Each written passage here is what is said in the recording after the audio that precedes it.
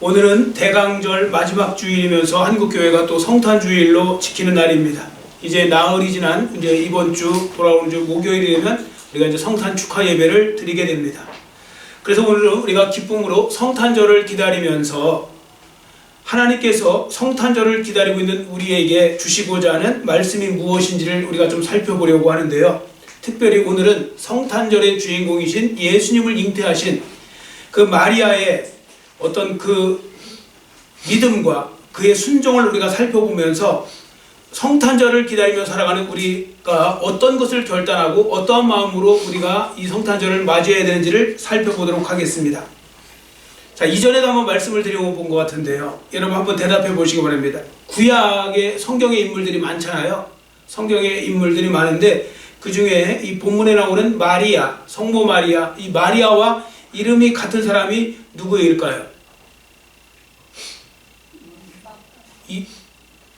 구약이에요. 구약 성경에서 이 마리아와 같은 이름을 가진 이름이 있어요.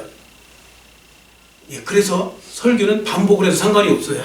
어차피 해도 또 잊어버리실 거니까. 미리암이요. 미리암. 그 모세의 누나 미리암 있죠? 그 미리암이 그 당시에 그 아람어로 부르면요, 미리암이 마리암이 되거든요. 마리암. 요걸 이제 예수님 있을 때는 헬라어였잖아요. 그리스말 헬라어였잖아요. 그 헬라어로 음역을 하면 그게 마리암이 마리아예요. 그래서 미리암과 마리아가 같은 이름이고요. 동명이인이죠. 그러니까 서로 다른 건데 이름은 같아요. 그러니까 미리암이 마리아예요.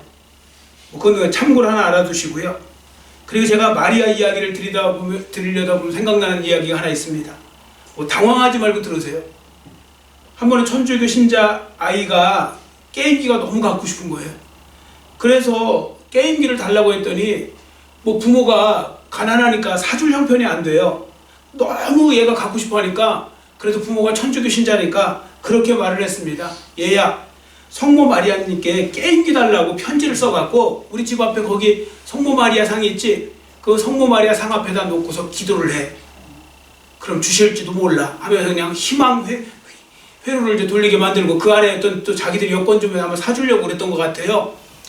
그래서 이제 이 아이가 그걸 그대로 믿고 이제 순진하게 편지를 써갖고 게임기 달라고 하고서 이제 그 앞에다 놓고서 이제 기도를 하는 거예요. 밤마다 게임기 달라고 그랬더니 안 주세요.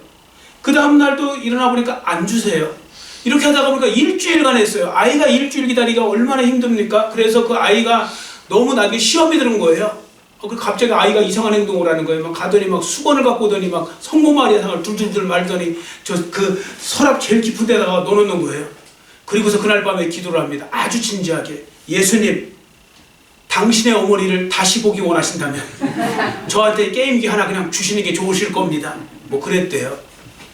우스갯소리지만 이 유모에는 중요한 내용이 하나 담겨 있어요. 그건 뭐냐면 마리아는 절대로 예배의 대상, 섬김의 대상, 구원의 대상으로 삼아서는 안 된다는 것입니다. 마리아는 우리를 구원하지 못하고 우리의 경배를 받아서는 안 됩니다. 마리아는 그냥 사람이잖아요.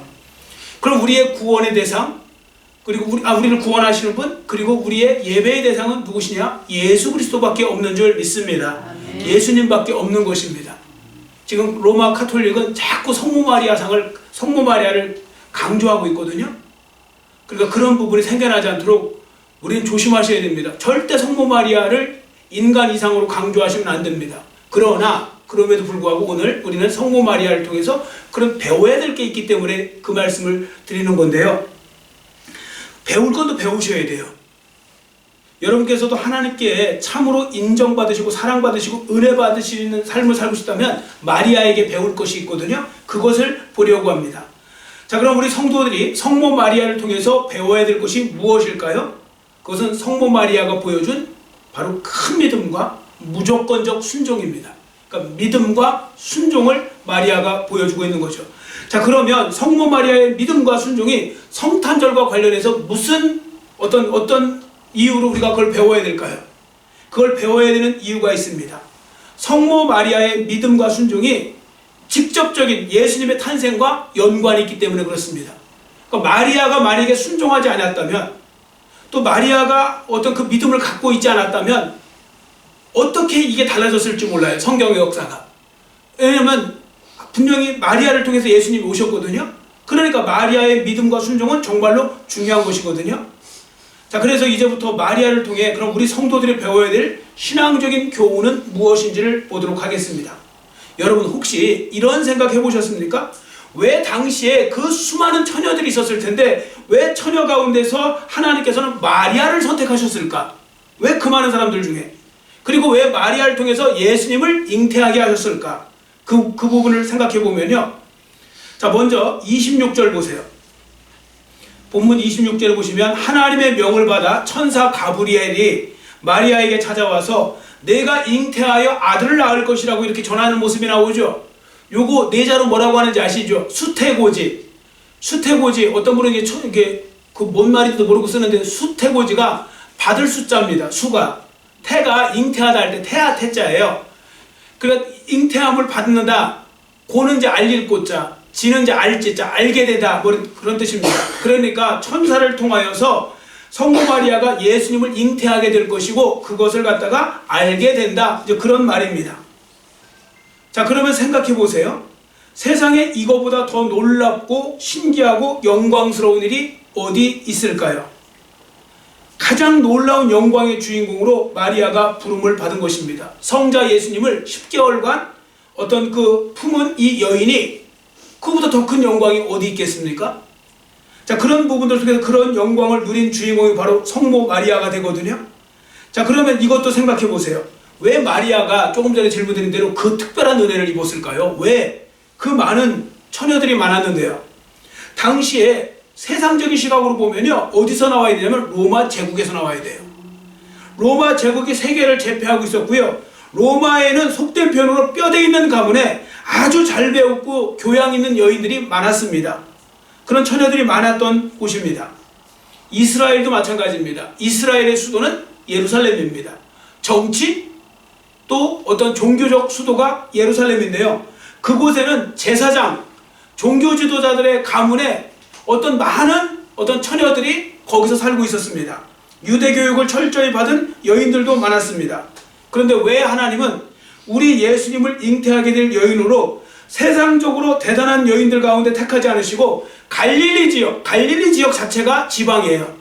거기서도 평판이 좋지 않았던 나사렛에서 이 여인을 선택하셔서 예수님을 잉태하게 하셨을까? 자, 그 부분을 우리가 좀 살펴보려고 합니다. 하나님이 이 말씀을 통해 주시고자 하는 세 가지 우리가 이제 영적 메시지를 보려고 하는데요. 첫 번째는 뭐냐면 하나님이 마리아를 선택하신 이유는 전적인 하나님의 은혜입니다. 은혜.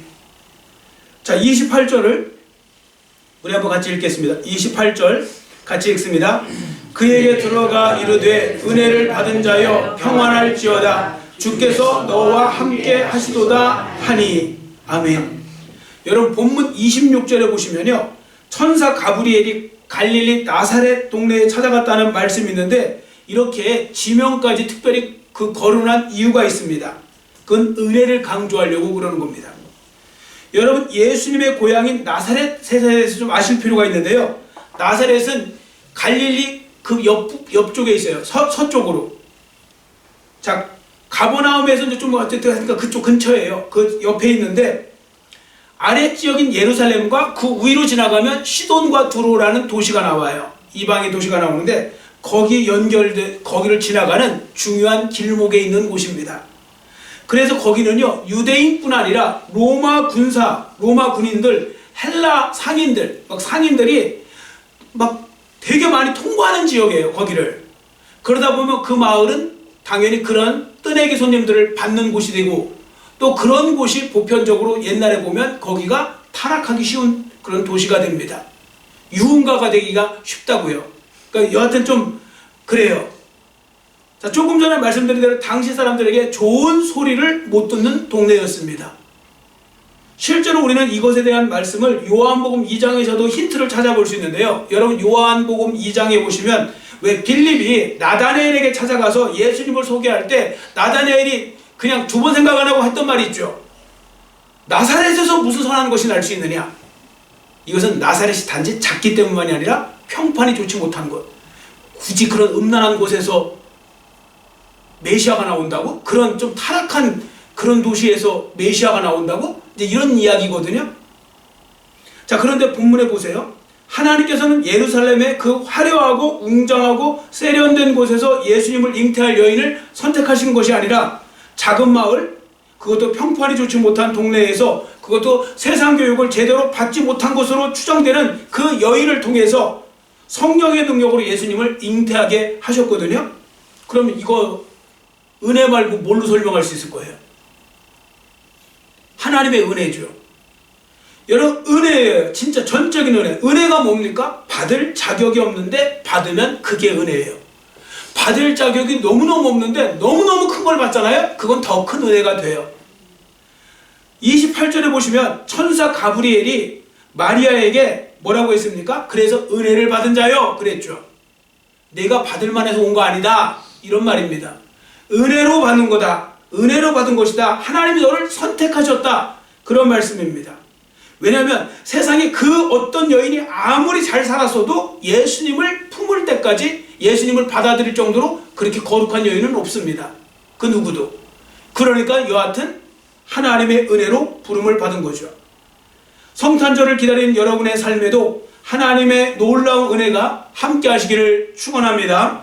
네. 자, 그런데 여기에 또 한 가지 아셔야 될 것은 뭐냐면, 성모 마리아가 하나님께 선택받은 것은 전적인 하나님의 은혜가 맞아요. 그런데도 불구하고 말씀드린 대로 마리아 편에서 보면 하나님의 은혜를 받게 만드는 그런 어떤 중요한 이유를 하나 갖고 있었어요. 물론 하나님이 선택하신 거니까 은혜라고 했습니다. 그러나 하나님께서 그렇다고 뭐 아무나 맨날 죄 짓고 살면서 뭐 방탕하게 살고 뭐 그런 사람을 선택하지는 않으시지 않습니까? 하나님의 은혜 맞는데 마리아에게서도요, 우리가 배워야 될 모습이 있다, 그 말씀입니다. 그게 바로 뭔가 하면요, 마리아에게서 배워야 될 것은, 마리아는 계속해서 하나님의 은혜를 구해온 사람이라는 겁니다. 하나님의 은혜를 구하고 갈망해온 삶. 자, 28절에 보세요. 은혜를 받은 자요 그랬죠. 은혜를 받은 자요. 우리 문법으로 보면 그냥 수동태예요. 은혜를 받은 자요. 그런데 헬라어 원문을 보면요, 능동태 직설법입니다. 능동태 직설법. 이렇게 번역할 수 있어요. 마리아가 하나님의 은혜를 그동안 구하더니 드디어 하나님의 은혜를 받았다. 계속 구해왔는데 결국 하나님의 은혜를 받았다. 이런 식으로 해석을 할 수 있고, 그런 식으로 번역하는 게 더 맞습니다. 그렇습니다. 마리아는 비록 세상적인 스펙은 부족한 사람이었는지는 모르지만 하나님을 너무나 사랑했고 믿음이 크다 보니 저절로 하나님의 은혜만을 구했던 사람이라는 거죠. 여러분, 이렇게 보시면 돼요. 다른 것은 몰라도 마리아는 하나님의 은혜를 구하고 갈망하는 데는 1등이었던 여인이었다는 거죠. 이걸 아셔야 돼요. 이게 여러분들 은혜 받는 지름길이에요. 어떤 분은 그러죠. 이렇게 저렇게 세상적인 걸 막 나를 자랑하고 뭐 공로를 세우고 그러면 은혜를 많이 받을 것 같죠. 근데 정작 은혜는요, 갈망하는 자에게 주세요. 그래서 내년도 교회 표어가 하나님의 은혜를 갈망하는 교회. 그래서 하나님께서 저에게 주신 거고 내년 교회 표어로 삼은 거예요. 하나님의 은혜를 진짜로 갈망하는 사람, 그 갈망하는 여인이었다는 거죠. 그러니까 세상적인 스펙으로 이런 걸로 저런 거 다 부족한데 마리아는 하나님의 은혜를 갈망하는 데 있어서만큼은 1등이었다는 겁니다. 그러면 누구든지 우리도 1등 할 수 있는 거예요. 뭐라면요, 하나님의 은혜를 갈망하는 거. 그걸 진짜 잘하면 그렇게 되는 것입니다. 여하튼 하나님의 은혜로 선택을 받은 거 맞습니다. 두 번째, 본문 말씀이 보여주는 건 마리아가 큰 믿음을 소유하고 있었다는 것입니다. 여러분, 본문에 보시면 마리아가 천사의 말을 들었을 때 보여준 최초의 반응을 우리가 볼 수 있는데, 34절 읽어볼까요? 34절 같이 읽습니다. 마리아가 천사에게 말하되 나는 남자를 알지 못하니 어찌 이 일이 있으리까. 아멘. 여러분, 당시 마리아 입장에 생각해 보세요. 남 이야기라고 생각하지 말고, 남 이야기라고 쉽게 생각하지 말고 마리아가 내 입장이었다, 내가 마리아 입장이었다 생각해 보시면 여러분, 이 말을 들으실 때 어떻게 여러분은 반응하셨을까요? 내가 잉태하여 아들을 낳을 것이다. 그런 말을 들었을 때요, 여성으로서 그 말을 들으면 이거 진짜 멘탈 붕괴 아닙니까? 멘붕 아닙니까? 이게 말이 됩니까? 이걸 누가 믿어줄 거고, 이 말을 이걸 어떻게 사람들한테 설명할 거고, 이거 말도 안 되는 일이 벌어지는 거잖아요. 자, 34절에 보시면 일단 마리아도 처음에 이게 이해가 안 갔어요. 그래서 마리아가 묻죠. 어떻게 이런 일이 있을 수 있습니까? 마리아가, 이거 사실이잖아요. 어떻게 이런 일이 일어난단 말입니까? 이거야말로 불가능한 거 아닙니까? 그런 식으로 이제 표현한 거죠. 그러자 이 말을 들은 천사 가브리엘이 그 이유, 그 원인, 또 아니면 그가 어떻게 되는 건지 그 과정을 설명해 줍니다. 35절 말씀. 35절 같이 읽습니다. 천사가 대답하여 이르되 성령이 내게 임하시고 지극히 높으신 이의 능력이 너를 덮으시리니 이러므로 나실 바 거룩한 이는 하나님의 아들이라 일컬어지리라. 아멘. 여기서 너를 덮으시리니 이런 말씀이 있죠. 이게 구약의 성막을 생각하시면 돼요. 어디에 쓰인 표현이냐면 구약에 모세가 성막을 만들었잖아요. 성막을 만들자 하나님이 그 성막을 받으셨어요. 받으신 증거는 뭐냐면 하나님의 임재의 상징인 구름을 이렇게 성막을 덮으셨어요. 구름으로. 솔로몬 성전도 마찬가지예요. 구름이 이렇게 덮어요. 그 덮는다. 그걸 말하는 거예요. 성령의 능력이 그런 식으로 마리아를 덮으리니 내가 예수를 잉태할 것이다. 그런 말씀이 되는 것입니다. 자, 그러면 생각해 보세요. 마리아가 천사가 했던 이 말을 다 이해했을까요? 하나도 이해 못했을 겁니다. 이해 못했어요. 제가 봐도 이건 이해할 수 있는 부분이 아니니까요. 그러나 마리아는 큰 믿음이 있었기 때문에 그 일을 믿었어요. 믿으니까 어떤 일이 벌어진지 아세요? 믿으면 알게 돼요. 여러분, 마리아는요, 잘 보세요. 이해해서 한 게 아니고 믿어서 한 거예요. 예수 믿는 사람들이 아셔야 될 게 뭐냐면 자꾸 이해해서 알려고 해요. 물론 우리도 이해하려고, 이성적 동물이니까 이해하려고 해야 돼요. 자꾸 배우셔야 돼요. 그러나 모든 걸 다 이해해서 알 수는 없어요. 성경은 특히 더 그래요. 제가 볼 때 성경은요, 기적의 책이에요. 뭐 별의별 정말 이해 안 되는 걸로 가득 차 있어요. 그런데 그걸 알 수 있는 방법이 있어요. 믿으면 돼요. 믿잖아요? 그러면 알게 돼요. 이건 경험해보지 않으면, 여러분, 저도 되게 의심도 많고 그런 거에 되게 저는 따지기 좋아하는 사람이었거든요. 그런데 어느 순간에 하나도 읽다 보면 이게 말이 되는 소리야. 이게 어떻게 말이 되나? 말이 되나? 근데 어느 순간에 믿음이 들어오니까요, 다 믿어지니까 알게 되더라고요. 그러니까 지금은 안 이해되는 게 없어요. 그냥 다 알아요. 그거 맞아요. 그게 하나님 말씀 맞는 거라니까요. 그게 사실이라니까요. 어떻게 이해를 좀 시켜달라고. 그러니까 믿으세요. 믿으면 알게 돼요. 믿으면 알게 돼요. 마리아는 믿었어요. 그랬더니 알게 되었어요. 알게 되니까 마리아가 어떻게 하는지 37절, 38절 우리 한번 같이 읽어보겠습니다. 37절, 38절 같이 읽습니다.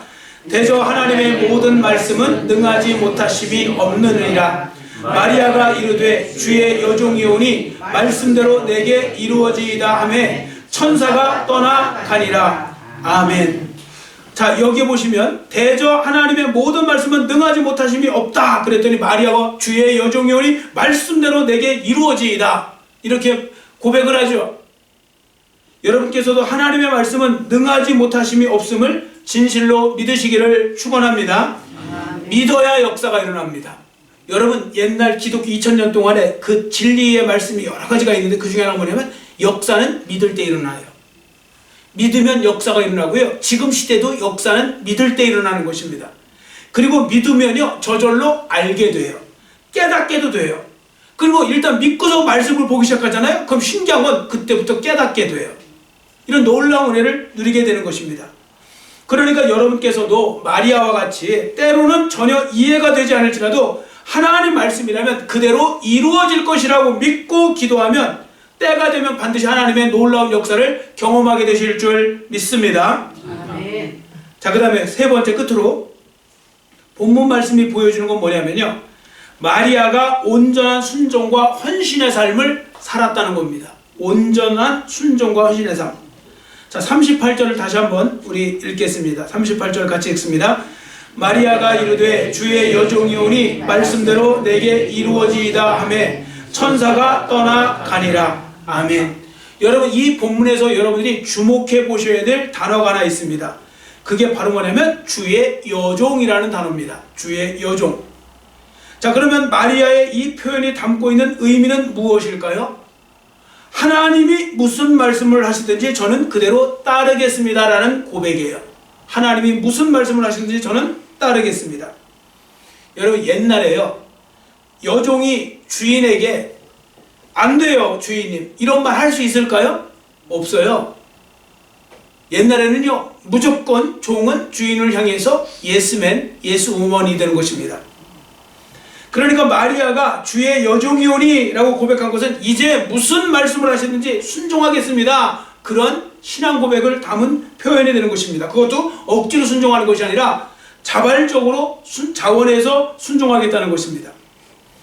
마리아는 이 엄청난 일이 하나님이 말씀하신 거고 하나님이 명령하신 것이기 때문에 그 일이 이루어질 수만 있다면 아무리 자기에게 희생이 따르고 그런 위험한 일이 따를지라도 자기는 즐거운 마음으로 따르겠다, 그런 고백이거든요. 이게요 진짜 어려운 일이었어요. 마리아 입장에 당시 생각해 보세요. 여러분, 지금은 미혼모도 많아요. 지금은 시대가 바뀌어서 미혼모도 많고 그 많아요. 근데 옛날에 이 당시에 만약에 결혼할 남자 아니고 그냥 갑자기 임신을 했다, 아이를 가졌다, 그러면 돌에 맞아 죽어야 돼요. 그리고 돌에 맞아 죽지 않아도 평생 어떻게 손가락질 받으면서 살아야 되는 끔찍한 운명을 갖고 살아야 되거든요. 마리아가요, 자기는 지금 우리는 결과를 알지만 마리아는 그 당시 이게 어떻게 되는지 알 수가 없잖아요. 그러나 하나님이 말씀하시면 제가 그런 수모도 당할 수 있고 어쨌든 저는 주님이 쓰시겠다고 하면 저를 쓰시라고 이렇게 맡겨드리고 있는 것입니다. 자, 이렇게 그 하나님의 뜻이었기 때문에 마리아는 순종하기로 결심한 거죠. 자, 오늘 시대와 너무 다르죠. 오늘날은 수많은 그리스도인들이 있지만 온전한 순종을 하려는 사람은 많지 않은 것 같습니다. 순종은 고사하고요, 신앙생활을 자기 이해관계에 따라서 편안하게만 하려고 하는 사람들도 많은 것 같습니다. 그래서 주님께 순종을 해도 자기에게 유익이 있어야 순종하지, 조금만 손해가 나면요 도망가기 바쁘고 피하기 바쁘고 거절하기 바쁘고 그런 일이 생겨나는 것입니다. 여러분, 그런 분들이 안 되셨으면 좋겠어요. 마리아와 같이 주의 종이오니 말씀대로 내게 이루어지게 하시옵소서. 어떤 일이 있어도 저는 주님 말씀대로 주님을 위해서 헌신하겠습니다. 이런 삶이 되는 거 중요한 것입니다. 그러니까 주님을 환영하는 거, 그것이 중요한 거죠. 여러분께서 많이 들어보셨을 텐데 예전에 왜 그 캐나다 몬트리올에서 있었던 그 일입니다. 랄프라는 아이가 있었어요. 초등학교 4학년짜리인데 이 아이가 약간 정서적으로 좀 정서 장애도 있고 또 말도 더듬고 이러니까 좀 민첩하지도 못하고 그러니까, 그런데 이제 학교에서 성탄절을 맞이해서 연극 같은 거 하고 여러 가지 그런 거 잔치를 하잖아요. 그런데 그때 선생님이 이 랄프라는 애에게 용기를 주기 위해서 그래도 얘를 등장을 시켜서 간단한 것만 하자. 그래서 뭐냐면 여관집 주인 걸 시킨 거예요. 그래서 이제 그 요셉과 마리아 역할을 하는 아이들이 와서 이제 우리에게 방 좀 주세요. 그러면 없어요. 요거 3마디만 하면 되는 거예요. 3마디만 하면 되는 걸로 해서 이제 요건 하겠지 하고서 이제 시킨 거예요. 그래서 진짜 이제 시작됐어요. 우리에게 방 좀 주세요. 그랬더니 없어요. 그랬어요. 또 방 좀 주세요. 없어요. 그랬어요. 2번째까지 잘했어요. 그런데 3번째는 요셉과 마리아가 더 간절히 부탁하기를 제발 방 좀 주세요. 곧 아이가 태어나려고 해요. 이 추운데 어디 가서 아이를 낳겠습니까? 그랬더니 이 랄프가 갑자기 대답을 안 하고 눈물을 뚝뚝뚝 흘려요. 그리고 하는 말이, 그러면 제 방으로 오세요. 제 방으로 들어오세요. 그랬대요. 그 여관방 없으니까 그럼 제 방으로라도 오시라고. 여러분, 그 아이처럼 예수님 제 방이라도 드리겠습니다. 이런 사람을 얼마나 하나님은 기뻐하실까요? 지금 시대가 제 방으로 좀 들어오세요. 지금은 어떻게 하는데 점점 다 문을 닫아가요. 예수님을 향해서도 심지어 문을 닫아가요. 필요할 때만 문을 열으려고 그래요. 그렇게 하지 마시고 항상 문을 열어놓고 주님을 환영할 수 있고 주님을 맞이할 수 있고 주님을 이렇게 어떻게 인정해 드릴 수 있다면, 성모 마리아도 바로 그렇게 한 거거든요. 무슨 일이 있어도, 설령 내가 죽는 일이 있더라도 저는 주님을 맞이하겠습니다.